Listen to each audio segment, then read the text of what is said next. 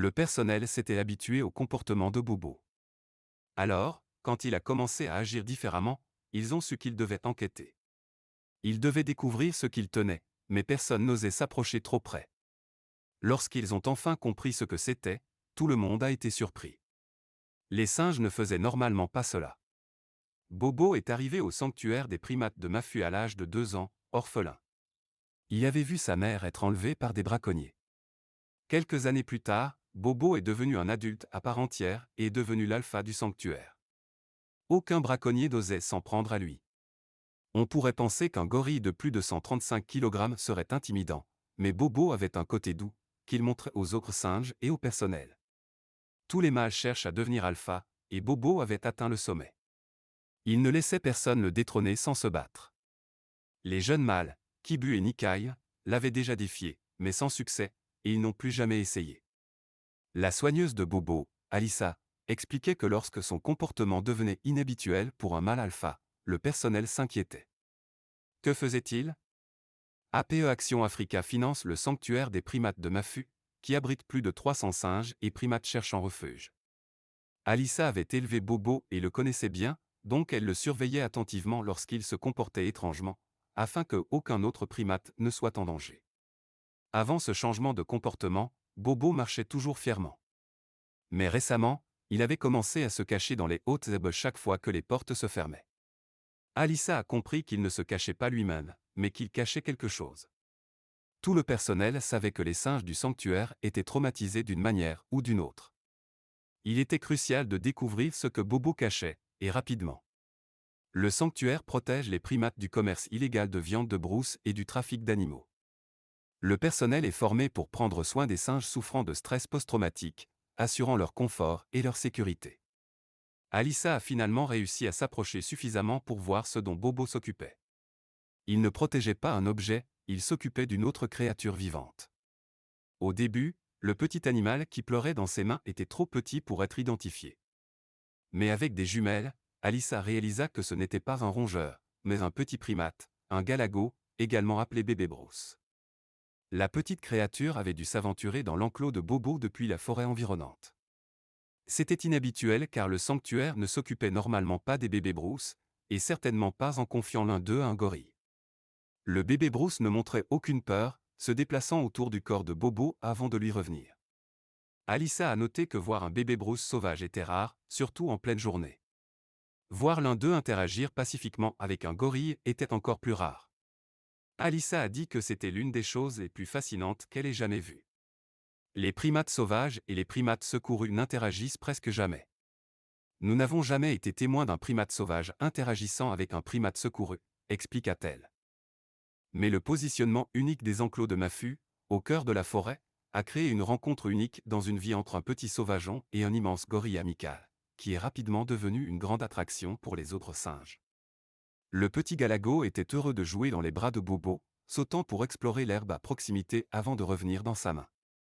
Alissa expliqua qu'il ne fallut pas longtemps avant que les autres singes du groupe se rendent compte de l'attention que Bobo portait à ce petit invité, et quelques-uns des plus curieux s'approchèrent pour mieux observer. Les compagnons de groupe de Bobo étaient très curieux, mais ils les maintenaient tous à distance, veillant à ce que personne ne dérange son nouvel ami, expliqua Alissa. Comprenant ce dont le petit visiteur avait besoin, Bobo offrit au Galago la chance de retourner à son habitat naturel en le soulevant jusqu'à une branche d'arbre surplombant l'enclos. Alissa était ravie qu'ils aient réussi à capturer cette expérience en vidéo et que tout se passe bien pour les singes. Heureusement, le personnel du sanctuaire avait enregistré chaque instant de cette interaction unique. Ils la publièrent sur Facebook avec la légende « Notre gorille d'eau argenté Bobo s'est fait un ami surprenant cette semaine, un galago sauvage ». Les soigneurs l'avaient découvert en train de bercer le petit primate lors de leurs contrôles matinaux et furent émerveillés de le voir le manipuler avec un soin extrême. La vidéo est rapidement devenue virale, recueillant plus de 2000 commentaires et plus de 1,7 million de vues. Des personnes du monde entier, de tous horizons, ont été touchées par cette interaction réconfortante entre Bobo et son petit ami. La plupart ont souligné que Bobo montrait une qualité dont les humains pourraient tous s'inspirer. Les gorilles ont une nature très nourricière et empathique. Un utilisateur a écrit « C'est exactement pourquoi j'adore les gorilles, ce sont des géants incroyablement doux et des animaux extrêmement intelligents. » Un autre ajouta « C'est pourquoi il est très important que cette espèce menacée soit protégée. Malheureusement, ces grands sinves sont menacés dans tout le bassin du Congo en raison de la conversion des forêts en agriculture industrielle. Il existe deux espèces de gorilles, le gorille de l'Est et le gorille de l'Ouest. Chacune de ces espèces est divisée en deux sous-espèces, le gorille des plaines de l'Est et le gorille des montagnes, et le gorille des plaines de l'Ouest et le gorille des monts du Cross River. Les gorilles sont très intelligents. Bien qu'ils n'utilisent pas autant d'outils que les chimpanzés, on les a vus utiliser des bâtons pour mesurer la profondeur de l'eau, des bambous comme échelle pour aider les bébés à grimper, et même des bâtons pour manger des fourmis sans se faire piquer. Les humains partagent 98,3% de leur ADN avec les gorilles, ce qui en fait nos plus proches parents après les chimpanzés et les bonobos. Malheureusement, les gorilles figurent parmi les animaux les plus menacés au monde. Des organisations caritatives au Cameroun travaillent pour changer cela. Mais comme vous pouvez l'imaginer, un sanctuaire de cette taille nécessite des fonds considérables pour continuer son travail. Ils dépendent fortement des bénévoles et des dons du public. Créé en 1996, APE Action Africa a commencé comme une association britannique appelée COAF, le Cameroun Wildlife Aid Fund. L'objectif initial de l'association était d'améliorer les conditions de vie des primates hébergés au Zoo Mavo Betsi à Yaoundé, au Cameroun. Pendant 12 ans, COAF a élargi sa mission pour offrir un sanctuaire aux orphelins sauvages issus du commerce illégal de viande de brousse, comme Bobo. Aujourd'hui, avec plus de 300 primates sous sa protection, APE Action Africa est l'un des plus grands projets de conservation de ce type en Afrique. Un groupe établi de gorilles au sanctuaire de primates de Mafu est connu sous le nom de groupe de Bobo. Il est composé du dos argenté Bobo, de 2 gorilles noirs, Kabu et Nikaima, de 3 femelles, Jasmine, Jerry et Avishag, et de son juvénile, Itophile. La notoriété sur Internet de Bobo a contribué à sensibiliser le public à la situation critique de ces animaux et au travail acharné des associations pour préserver le patrimoine naturel du Cameroun pour les générations futures. Leur travail est essentiel.